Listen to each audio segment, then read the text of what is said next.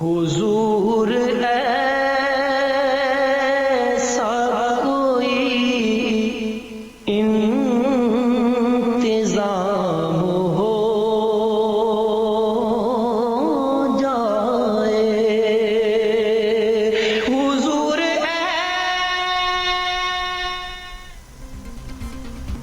ممتاز عالم دین اور تحریک لبیک کے سربراہ علامہ خادم حسین رضوی کو آج لاہور میں سپرد خاک کیا جائے گا۔ نماز جنازہ مینار پاکستان گراؤنڈ میں ادا کی جائے گی۔ تمام تر تیاریاں مکمل کر لی گئی۔ ملک بھر میں کورونا کی دوسری لہر شدید، 24 گھنٹے کے دوران کورونا سے 42 اموات ہوئیں۔ اموات کی مجموعی تعداد 7603 ہو گئی۔ این سی او سی کے مطابق 24 گھنٹے کے دوران 2843 کورونا کیسز رپورٹ ہوئے۔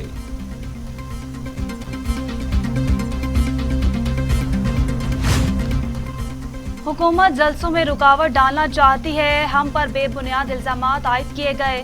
نون لیگی رہنما رانا ثناء اللہ کی میڈیا سے گفتگو، یہ پوری حکومت ہی کرونا ہے، کرونا حکومت کو اب جانا چاہیے، حکومت 6 ماہ مزید رہ گئی تو ملک تباہ ہو جائے گا، حکومتی کرونا آٹا اور چینی کھا گیا، وزراء جب بات کرتے ہیں تو کرونا ہی لگتے ہیں، حکومت کے خلاف عوام کو باہر نکلنا ہوگا۔ نون لیگی حکومت نے آزاد کشمیر میں 2 ہفتوں کے لیے مکمل لاک ڈاؤن کا اعلان کر دیا۔ سندھ حکومت نے کراچی کے 4 اضلاع میں سمارٹ لاک ڈاؤن کر دیا۔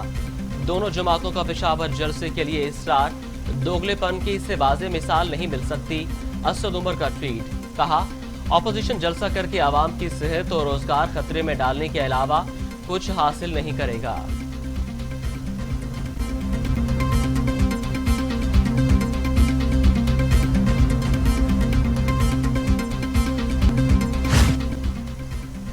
کچھ بھی ہو جلسہ تو ضرور ہوگا، دمادم مست کلندر بھی ہوگا، اپوزیشن رہنما بھی ڈٹ گئے۔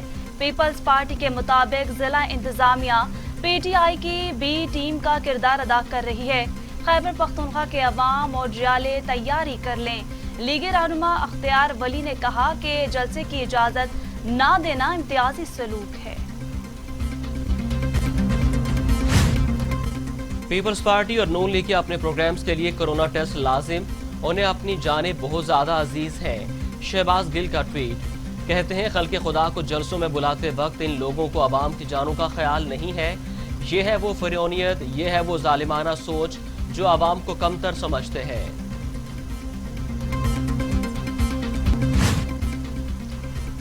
عدالت نے مصطفیٰ کمال، نذیر زرداری، افتخار قائم خانی سمیت دیگر ملزمان پر فرد جرم عائد کر دی۔ مصطفیٰ کمال نے میڈیا سے گفتگو کرتے ہوئے کہا، ملک میں نام نہاد جمہوری رہنماؤں کی حکومت ہے، پیپلز پارٹی کو وفاق پر تنقید زیب نہیں دیتی۔ خود سندھ کا کیا حال کیا ہے، 12 سال سندھ میں حکومت کے بعد بھی حالات جوں کے توں ہیں۔ ایک اور ہفتہ عوام پر بھاری، مہنگائی میں 24% اضافہ۔ ادارہ شماریات نے مہنگائی کے حوالے سے ہفتہ وار رپورٹ جاری کر دی۔ ایک ہفتے کے دوران 13 اشیاء مہنگی، 18 سستی ہوئیں۔ آلو، ٹماٹر کے لیے انڈے، مرغی اور خشک دودھ کی قیمتیں بڑھ گئیں۔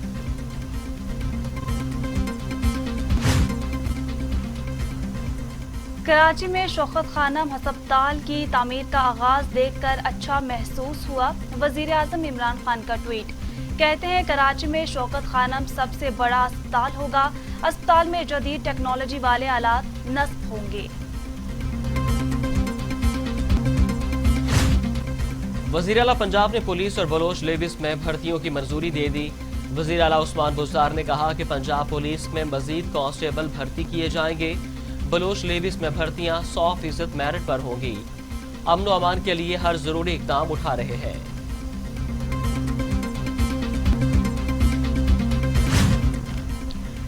ہم دشمنوں کی کمر توڑنے کے لیے پاکستان کے ساتھ ہیں، چین ایک مرتبہ پھر پاکستان کا ساتھ دینے میدان میں آ گیا۔ ترجمان چینی ترجمان خارجہ کے مطابق پاکستان کی عالمی انسداد دہشت گردی کی مثبت کاوشوں کے معترف ہیں، پاکستان کی دہشت گردوں کے خلاف سخت کریک ڈاؤن کی حمایت کرتے ہیں، سی پیک کو سبوتاژ کرنے کی سازشیں بری طرح ناکام ہوں گی۔ گلگت بلتستان کے نشست 2 میں پی ٹی آئی کے امیدوار کی پھر جیت۔ پہلے پاکستان تحریک انصاف کے فتح اللہ خان 2 ووٹوں سے جیتے۔ پیپلز پارٹی کے امیدوار جمیل احمد کے احتجاج پر ووٹوں کی دوبارہ گنتی پر جمیل احمد کا کامیابی کا دعویٰ۔ غیر سرکاری غیر حتمی نتیجے میں فتح اللہ خان 96 ووٹوں سے کامیاب قرار پائے۔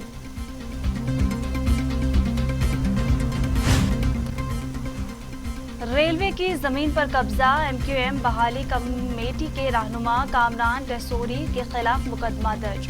مقدمہ ریلوے پولیس سٹی اسٹیشن میں درج کیا گیا۔ ایف آئی آر کے متن کے مطابق کامران ٹیسوری نے ریلوے زمین پر غیر قانونی تعمیرات کر رکھی ہیں۔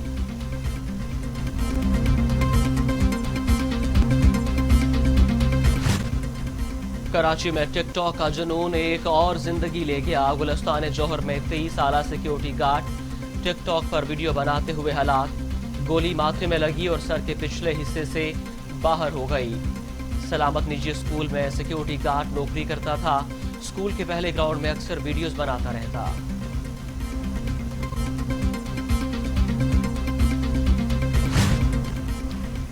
کراچی میں جگہ جگہ کچرا پھینکنے پر پابندی عائد۔ غیر متعلقہ جگہ کچرا پھینکنے پر گرفتار کر لیا جائے گا۔ کمشنر کراچی کے مطابق غیر متعلقہ جگہوں پر کچرا پھینکنے سے شہر کا ماحول خراب ہو رہا ہے۔ سیوریج کا نظام خراب اور ٹریفک جام بھی سڑکوں نالوں کے اطراف کچرا پھینکنے کی وجہ سے ہوتا ہے۔ حکومت آزاد کشمیر کا شہداء کے خاندانوں کے لیے ریلیف پیکج کا اعلان۔ شہداء کے لواحقین کو 3000 روپے فی کس ماہانہ ملیں گے۔ نوٹیفیکیشن کے مطابق لائنز کنٹرول پر بھارتی جارحیت سے متاثرہ افراد کو ریلیف پیکج دیا جائے گا۔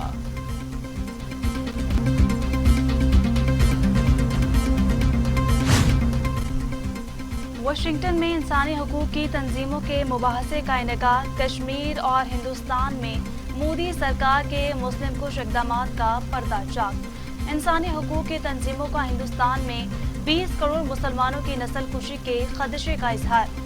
بھارت نے کشمیر اور آسام میں بھی مسلمانوں کی نسل کشی کی۔ انسانی حقوق کے رہنماؤں کا مباحثے میں خطاب۔ باراک اوباما نے بھارت کا مکرو چہرہ دنیا کو دکھا دیا۔ سابق امریکی صدر نے اپنی کتاب میں لکھا، انتہا پسندی اور جنونیت بھارتی معاشرے میں سرایت کر چکی ہے۔ بھارت کو ادراک نہیں کہ ذرا سی غلطی پورے خطے کی تباہی کا باعث بن سکتی ہے۔ بھارتی معاشرہ نسل اور قوم پرستی کے گرد مرکوز ہے۔ بھارت منتشر، بے حال، مذہب اور قوم میں بٹا ہوا ملک ہے۔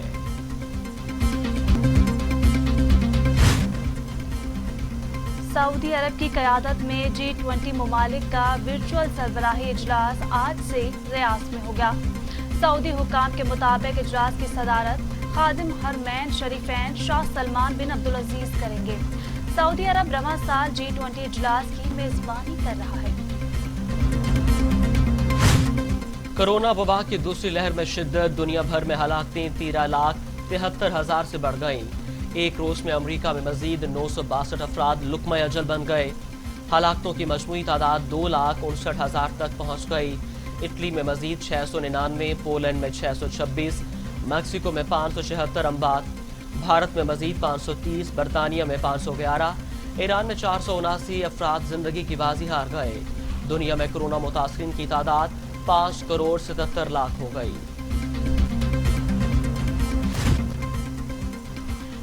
امریکی صدر ڈونلڈ ٹرمپ کا دواساز کمپنیوں پر کرونا ویکسین کے اعلان میں تاخیر کا الزام۔ کہتے ہیں دواؤں کی قیمتیں کم کرنے میں مدد کے اعلان پر ویکسین لانے میں تاخیر کی گئی۔ فائزر اور دوسری کمپنیاں اکتوبر میں ویکسین کا اعلان کرنے والی تھیں۔ دواساز کمپنیوں کے ویکسین کے اعلان کی تاخیر نے ان کے الیکشن پر اثر ڈالا۔ ادھر ٹرمپ کے بڑے بیٹے ڈونلڈ ٹرمپ جونیئر کا کرونا ٹیسٹ بھی مثبت آ گیا ہے۔ نیویارک کوئنز کے علاقے اسپرنگ فیلڈ گارڈنز کے قریب فائرنگ، 2 افراد ہلاک، 2 زخمی۔ حملہ آور موقع سے فرار ہونے میں کامیاب ہو گئے۔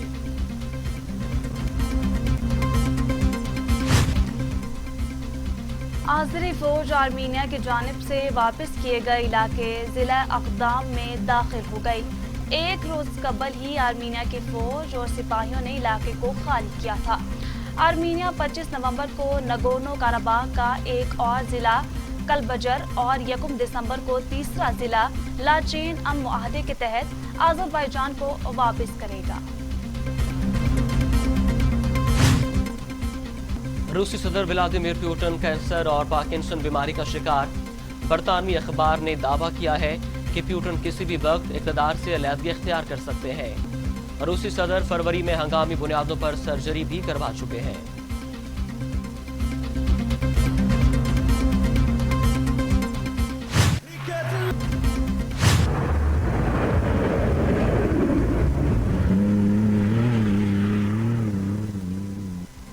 मुजफ्फरगढ़ में 5वीं थल डेजर्ट जीप रैली के दूसरे मरहले का आगाज। दूसरे रोज स्टॉक कैटेगरी और खातीन कैटेगरी की रेस होगी। पहली बार